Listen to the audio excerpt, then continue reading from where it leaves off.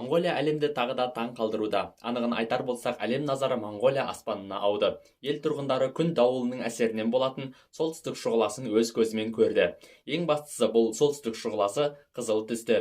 Көбіне полюстерге жақын және жасыл түсте болатын солтүстік шұғыласы бұл елде таңқурайдай қызыл түсте көрінді. Ғалымдар мұндай құбылысқа аурора деп ат қойған. Аурора бұл ежелгі Рим мифологиясында күншығыс құдайы деп есептелінеді. Бұл жер бетінен өте үлкен биіктікте. Нақтырақ айтар болсақ, 241 км биіктікте күн сәулесінің оттегі ауасымен шағылысу нәтижесінде пайда болған оптикалық құбылыс. Алайда оның дәл осындай қан қызыл түсте көрінуі өте сирек әрі таңқаларлық көрініс. Жалпы тарихта мұндай құбылыс қашан және қай жерде болғанын айта кетсек.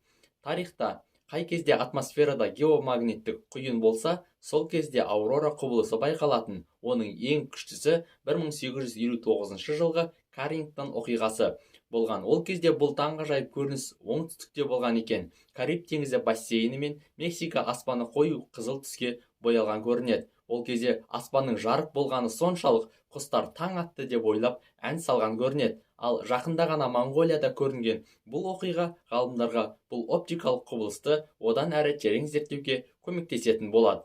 Ғалымдар келесі жылы, яғни 2024 жылғы солтүстік шұғыланы көру мүмкіншілігі қалыпты жағдайдан көп болатындығын айтады.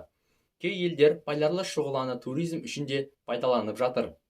Ғажайып құбылысты өз көзімен көруге асыққан туристер Гренландия, Норвегия, Исландия мен Финляндия сияқты елдерге сапар шегіп, полярлы шұғыланы суретке түсіруге құмар. Бұл шынымен де құмартуға тұрарлық құбылыс. Европалық Скандинавия елдері табиғаттың осы бір ғажайыбы арқылы туризмін дамытуда. Ал моңғолиялықтар бұл құбылысты тегін тамашалады. Айта кетейік, бұл құбылыс тек жер планетасында емес, басқа да планеталарда көрінеді. Мысалға, 2004 жылы 14 тамызда Марс планетасынан ғалымдар Марс Экспресс деп аталатын ғарыш борты арқылы қызыл планетадан 8 км биіктікте ауқымы 30 км-ге жететін полярлы шұғыланы байқаған екен. Ал ауқымы 1200 км болатын күн жүйесіндегі ең үлкен полярлы шұғыла Сатурн планетасынан байқалған.